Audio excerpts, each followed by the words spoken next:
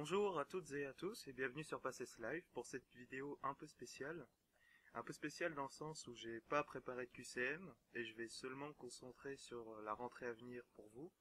Je vais essayer de vous donner des conseils si c'est votre première Passes et même les redoublants, je pense que ça peut jamais faire de mal. Alors comme vous pouvez sûrement le remarquer, j'ai réussi à améliorer la qualité de mon micro, la qualité de mes enregistrements. Donc là, je suis plutôt content de moi, ça va me donner la possibilité de vous proposer un contenu qui ait une qualité optimale, plus que ce que je proposais déjà. Ensuite, pour en revenir à cette vidéo, quand je dis que j'ai rien préparé, c'est vraiment que j'ai rien préparé, j'ai même pas pris de notes, rien du tout. Je vais simplement vous donner des conseils qui sont approuvés par la plupart de ceux qui sont passés en P2, c'est-à-dire en deuxième année. Et ces conseils visent à vous aider à gérer votre année. Alors on va commencer par là. Pourquoi des conseils pour gérer une année? Après tout, c'est pas votre première année scolaire. Je m'adresse en particulier aux primants. C'est pas votre première année scolaire certes, mais ça va être votre première année universitaire. Donc ça va inclure pas mal de contraintes que vous avez jamais eues, surtout au niveau du travail. Pour ceux qui vont emménager dans la ville de leur université, ça va aussi inclure des contraintes financières, des contraintes physiques, enfin ça va être beaucoup de contraintes auxquelles vous n'êtes pas forcément habitué. Et toutes ces contraintes-là, on va vous les imposer dans le cadre d'une année décisive qui se base sur un concours très sélectif avec un programme très fourni. Un programme très compliqué, plus qu'il y a pour les premières années d'autres filières universitaires. La première année de PACES, la première année de médecine, on appelle la PACES, qu'on appelait avant PCEM 1, elle a pour unique but, enfin pas uniquement, mais comme grand but, la sélection. Vous allez avoir un numerus clausus qui est propre à votre fac et qui est fixé par l'État, chaque année, par les ministères, dans le but de limiter l'accès à la profession médicale en France. Pour être, par exemple, vous avez un numerus clausus dans votre fac qui est de 200, ça veut dire que sur les X candidats présents à l'examen, il faut que vous soyez dans les 200 meilleurs. Même s'il y a 500 répliques d'Albert Einstein, il n'y aura que les 200 meilleurs au concours qui passeront en deuxième année. Voilà. C'est pas juste il faut avoir une note, il faut avoir 10 comme au bac, c'est vraiment faut être dans les meilleurs de votre promotion. Et c'est là que va jouer un stress mental beaucoup plus important que celui que vous avez pu connaître pendant vos précédentes années. Alors, maintenant que je vous ai fait bien peur, je vais essayer de vous donner 2-3 conseils qui ont marché et qui continueront sans doute à marcher pour les primants. Eh bien, tout simplement, je dirais que il faut avoir une motivation déjà à la base. Faut pas aller dans la filière des professions de santé uniquement parce qu'on se dit ouais, ça m'a l'air bien, c'est un métier qui est bien rémunéré, c'est une profession stable, le chômage ne touchera pas, je me ferai beaucoup d'argent, je saurai beaucoup de choses, je pourrai être intelligent. C'est vraiment pas une motivation, ça peut être une bonne sorte de motivation, mais disons que c'est pas une motivation qui restera en vous assez longtemps pour vous permettre de réussir au concours. Pour accéder vraiment à la deuxième année, il faut que ça vous tienne à cœur de réussir. Il faut que les professions de santé soient réellement votre unique et seul but dans la vie. D'accord ? Il faut vraiment que ce soit une vocation en soi. C'est selon moi le plus grand conseil que je puisse vous donner et à mon avis celui qui doit être le mieux appliqué. C'est garder la motivation. Trouver une source de motivation permanente, même en trouver plusieurs, et surtout les garder. Un conseil, c'est si vous êtes quelqu'un qui se laisse facilement perturber par les enjeux, par la masse de travail, et qui aura tendance à perdre sa motivation et à se démotiver donc assez rapidement, faites-vous des petits mots, genre persévère, n'arrête pas, que vous accrochez dans votre chambre, faites-vous des mémos, voilà, c'est essayez de faire en sorte de ne jamais perdre votre motivation, essayez de vous trouver des petites astuces qui vous seront propres et qui vous aideront à jamais vous démotiver. Puisque la motivation vous permettra de continuer à apprendre sans jamais baisser les bras. Et pour moi, c'est vraiment le plus important et c'est réellement la clé de votre concours. Ensuite, en ce qui concerne le travail en lui-même, Déjà, pour vous y mettre vraiment dedans, il ne faut vraiment pas avoir perdu votre motivation. J'insiste beaucoup là-dessus, la motivation, c'est ce qui va vous faire très vite défaut dans votre année. La masse de travail, je vous conseille avant tout, et c'est quelque chose de très important, d'être vraiment organisé. Je vous conseille, bon ça a été ma propre organisation, mais d'organiser vos porte-vues par UE, c'est-à-dire par unité d'enseignement. Organisez vos porte-vues de manière à avoir un porte-vue par UE, et même, pour certains UE, avoir plusieurs porte-vues, à savoir un porte-vue par professeur.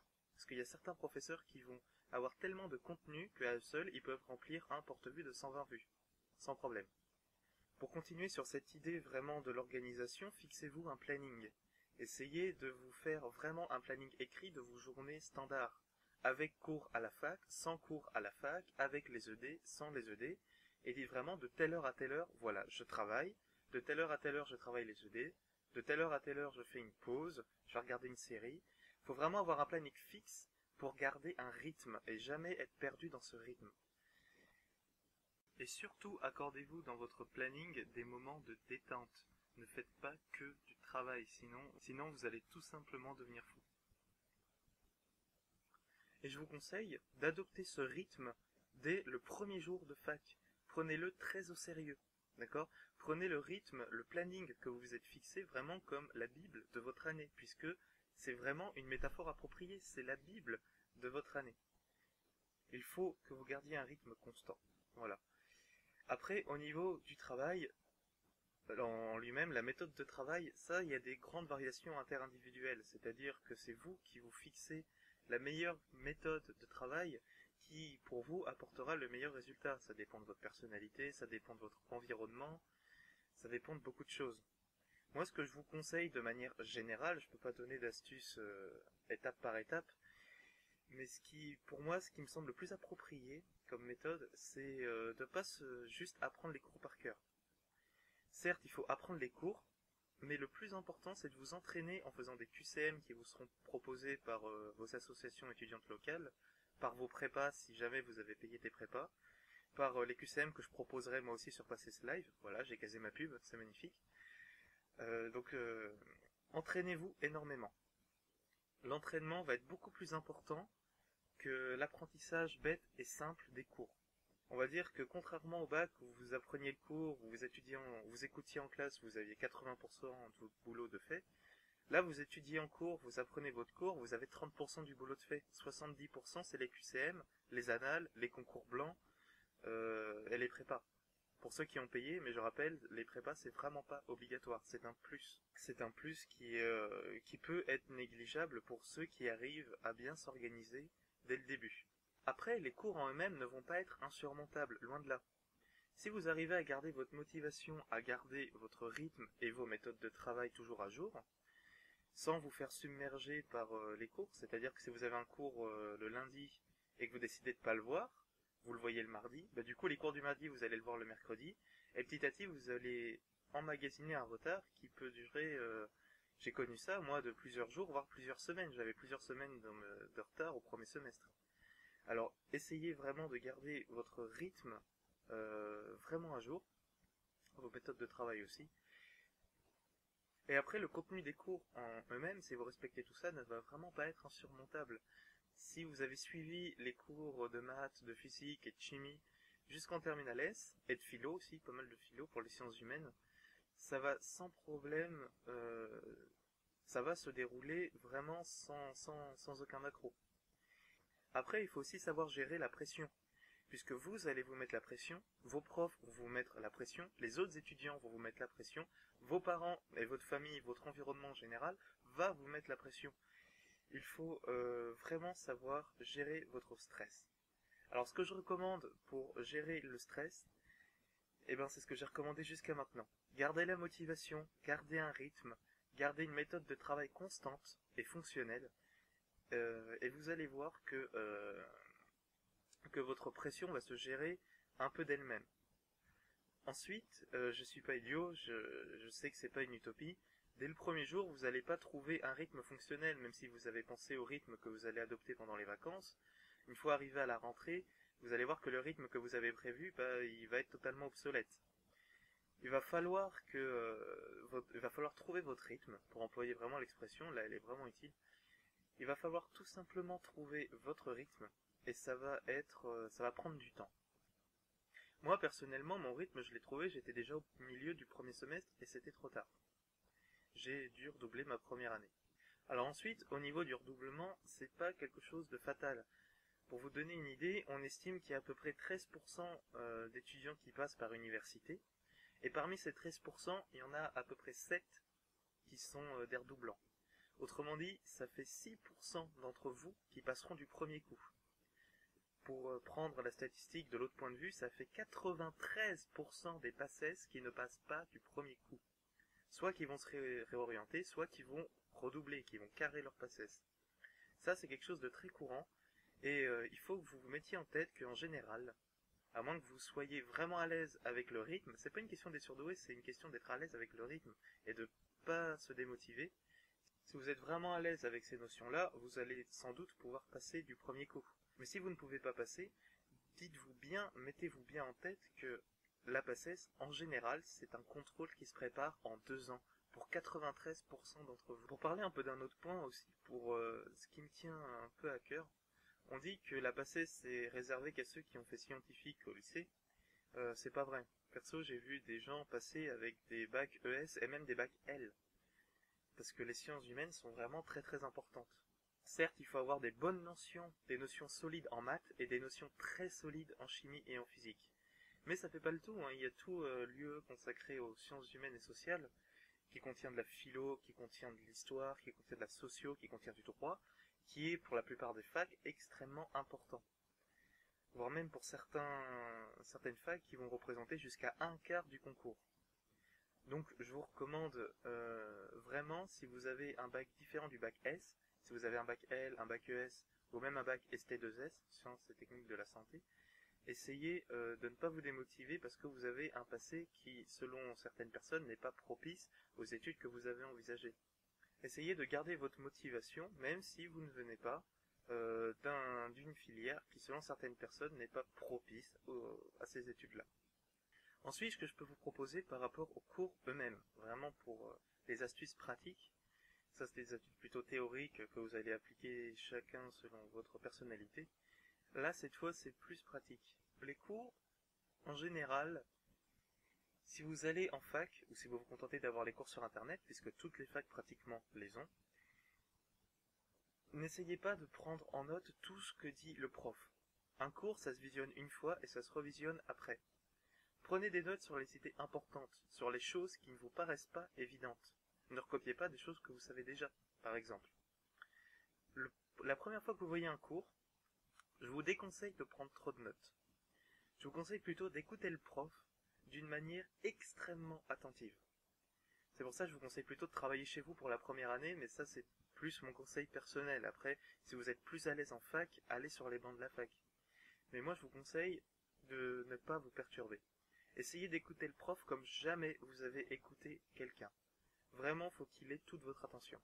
Prenez des notes sur des feuilles volantes et rangez-les, par contre, oui, rangez-les très très bien dans vos porte-vues, sur les idées importantes qui vous ont échappé. Vous l'avez entendu parler de quelque chose d'un peu complexe, vous n'avez pas très bien compris de quoi ça parlait, mais vous avez saisi l'idée principale.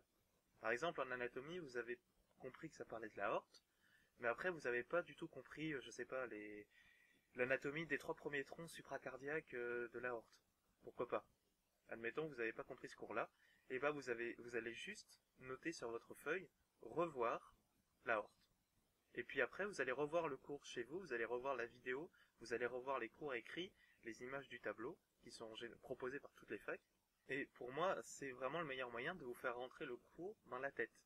Écoutez vraiment attentivement la première fois que vous l'écoutez, prendre des notes sur ce qui vous échappe, et après, vous pouvez pas prendre des notes sur ce qui vous échappe, mais prendre des notes sur l'idée principale que vous avez saisie, même si la totalité vous a échappé. Si vous saisissez pas l'ensemble, essayez juste de capter l'idée principale et de la prendre en note pour après pouvoir l'étudier.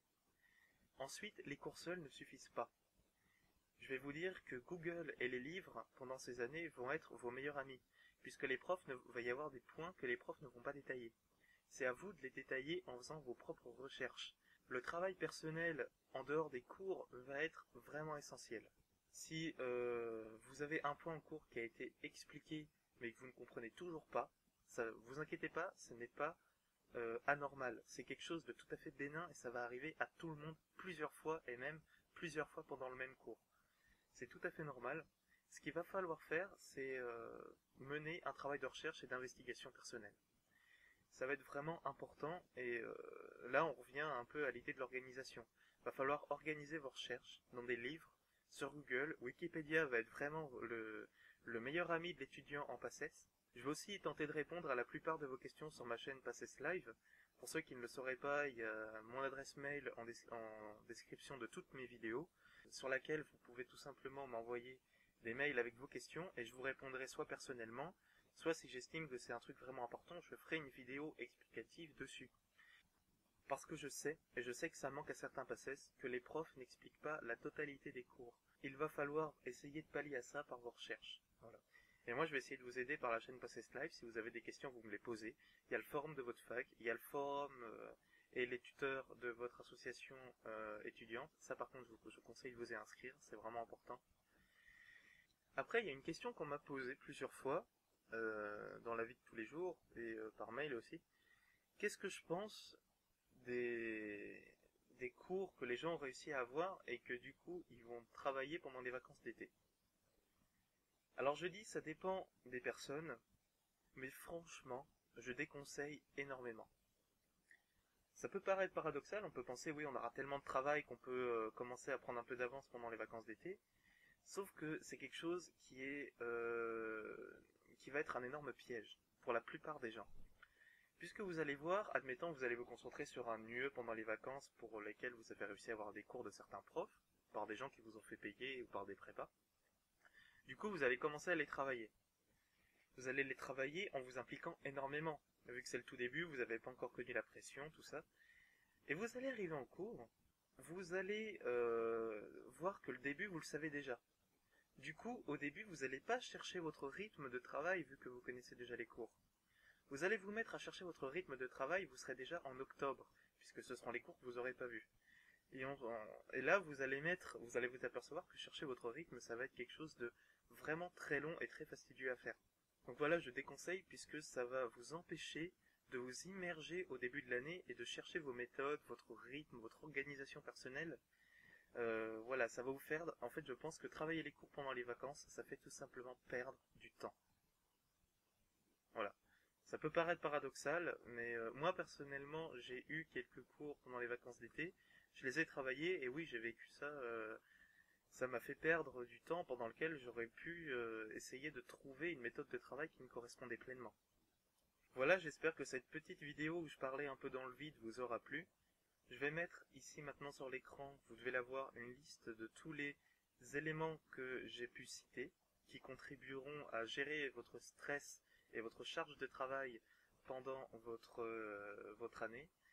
Je reste bien sûr à votre écoute entière, vous avez mon adresse mail, vous pouvez me contacter par les messages YouTube, j'ai également un Facebook, lien dans la description toujours. Et je vous souhaite un bon courage pour entamer votre année, et je vous souhaite surtout de profiter de vos vacances à fond, puisque les loisirs, après, vous aurez plus beaucoup le droit pendant votre PACES. Et un autre truc qui est important aussi, c'est le social. On pense que quand on est étudiant en première année de médecine, il va falloir se couper de la vie sociale. Or, à mon avis, toujours, c'est le pire choix que vous puissiez faire. Essayez au contraire de ne pas vous couper. Essayez d'avoir des amis, essayez d'avoir une relation, pourquoi pas, si vous avez le temps. Mais s'enfermer, pour moi, c'est se laisser engloutir par la PACES. Faut rester ouvert au monde, faites-vous des restos ciné avec des amis de temps en temps, bon faut pas en abuser, hein. Mais genre une fois par mois, c'est pas ça qui va vous tuer. Ça va vous laisser ouvert au monde, ça va vous permettre d'évacuer la pression. Moi c'est ce que je vous conseille, hein. Faites-vous une sortie, faites un resto ciné, c'est super agréable, faites tout ça avec des amis. Gardez une vie sociale active, ne vous coupez pas du monde, vraiment pas. Voilà, à très bientôt sur la chaîne PACES Live.